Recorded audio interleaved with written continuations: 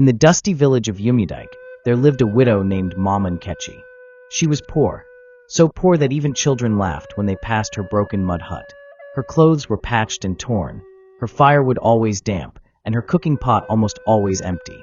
Since her husband died many years ago, she had struggled alone to raise her son, Chitty. The villagers did not pity her. In fact, they despised her. "Useless woman," some would whisper. "Why won't she just go and beg in another village? She brings shame to our land," others said. No one visited her. When she came to the stream, women gathered their things and left. When her son tried to play with other children, they mocked him and pushed him away. Still, Mama Nkechi remained kind. She prayed, sang softly to herself, and gave her son hope, even when there was no food. One hot evening, a stranger entered the village. He was dressed in white, with dust on his feet and eyes that glowed like early morning light. No one recognized him. He knocked on the first compound. "Please," he said, "I am thirsty and hungry. May I rest here?" The man of the house shouted, "Go away. We are not running a charity." He went to the next. "You can see we are also suffering," the woman snapped. "Try the poor widow at the edge of the village. Maybe she'll feed you her tears." Every house turned him away, mocking and rejecting him. At last, the stranger reached the end of the village, where Mama Nkechi's hut leaned like an old tree in the wind. She was sitting outside, pounding bitter leaves for soup she didn't even have.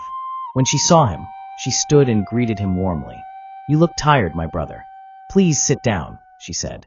"I have no meat, no yam, not even palm oil, but I have small gari and water. You are welcome to share it." The stranger sat. She gave him her only meal without hesitation. He ate slowly, looking at her with deep, quiet eyes.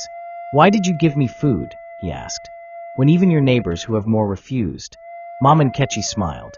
"What good is food if I cannot share it? Hunger is lighter when it's carried by two." Suddenly, the stranger stood and stretched his hands over her. His voice changed. It became like rushing wind and thunder wrapped in peace. "You have given from your lack," he said. "So from this day, you will lack no more.